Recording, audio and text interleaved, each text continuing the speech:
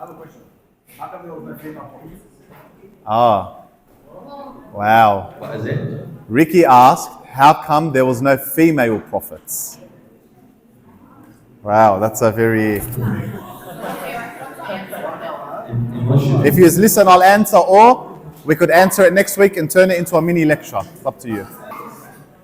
All right, to answer Ricky's question, all right, remember, first and foremost, what do we know about the prophets? First and foremost, that the prophets lived in the ancient world. The prophets lived in the ancient world. The ancient world was a world dominated by men. This answer is not short, so be patient. The ancient world was dominated by men, right? Why was it dominated by men? Because of their physical characteristics. Remember, that's a very important point. Because of their physical characteristics. So the ancient world is dominated by men, number one. Number two, what is required of a prophet?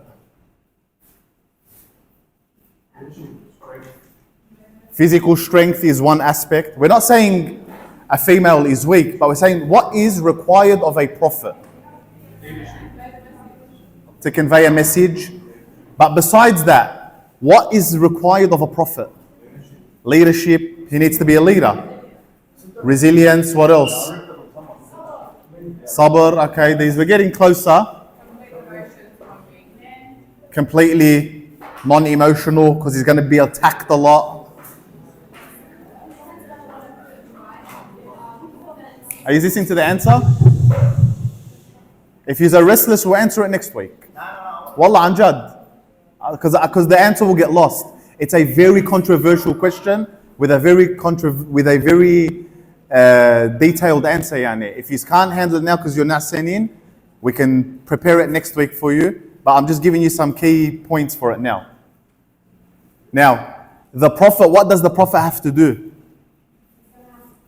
He's going to have to preach. Okay, in the ancient world, definitely, it wasn't the habit of men to listen to women. But again, what else does a prophet have to do? It's very important. There was battles that might be fought. Face hardship. And the prophet, the man who's leading this community or preaching in the name of God, do you know what he had to do? He had to be out on the street every day. He's not at home, sitting down, comfortable. Ask our Prophet, look at the life of Rasulullah. Look at the life of all the prophets. Yani you would barely find them sitting at home unless there was a portion of the day where they went on their own in seclusion for reflection. But they were active members of society. They were on their feet 24 hours a day, roughly, speaking constantly. People are always arguing with them. So the man is standing there. He has to have a loud, powerful voice. He's constantly moving. He's leading men into battle, maybe like Musa alayhi salam. Sorry, Susan, what were you going to say?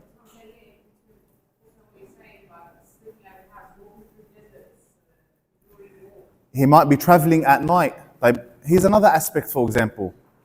And that prophet also has a family.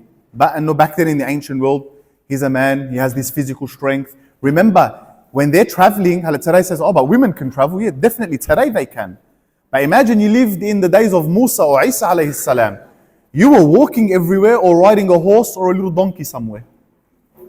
So it required hardship just to move from one town to another. And that was the Prophet's mission. Every Prophet's mission carried with him not just mental, not just a mental burden, but a physical burden upon the Prophet. So Allah subhanahu wa ta'ala is not taking this away from women, because we did have great women in history, powerful women in history. But the role of Prophet is not just a spiritual role. The role of Prophet is not just a spiritual role and a man who receives revelation. He plays a very, very laboring, active part in society. So what are we going to say? Just to add to that, Allah does not burn that some women were convert, that women could not Exactly. Now, We work on, 28 days for when cycle, men work on 24 hours. ahsantum. So there's a difference here in the structure of man and the structure of women. That's not to say that, wallah, women don't possess the required intellect to go out and preach and teach. Of course they do. They reach the highest level of spirituality. Maryam alayha salam, for example, Allah subhanahu wa ta'ala says about her that she was preferred amongst all the women of the world, and that the angels spoke to her. And Allah subhanahu wa ta'ala sends revelation to the mother of Musa. وَأَوْحَيْنَا إِلَىٰ أُمِّ مُوسَى. And then we have Fatima alayha salam. Fatima alayhi salam, who the angels used to visit her. She was in the very cradle of revelation, and she was probably more eloquent than any man to have ever existed. Khadija, Zainab roared like a lioness after the battle of Karbala. But still, the job of a prophet requires great physical hardship. And it was a custom of the ancient world that men respected strength. And that's no fault of women, but men respected strength. So when they had, and how many of our prophets were even not respected in that regards? And our prophets were men, and they were powerful, and they were honorable, and they were guided by Allah, and their communities still sought to disrespect them. And these were men of great strength. And Allah subhanahu wa ta'ala did not send a prophet that was weak, except that He sent him with a complete intellect and an abundance of physical strength. Look at Rasulullah and Imam Ali, for example. It is said that Musa was very strong, Harun was strong, they were all physically able, and still, their people, or a lot of their people, showed them very little respect. So do you see the demand of prophethood trying to lead all mankind into one direction? That's just snippets of an answer. It's not like the whole entire answer, but it's just snippets of the answer, and there are books written on this, and inshallah, if you want, we could make a slideshow out of it and a more detailed answer. But from your own answers, you just ask a question, and through thinking of it on your own, it'll kind of start to look a little bit clear to you. Did that kind of answer the question? Yes. If not, too bad. Inshallah, next week we'll answer. Any more questions?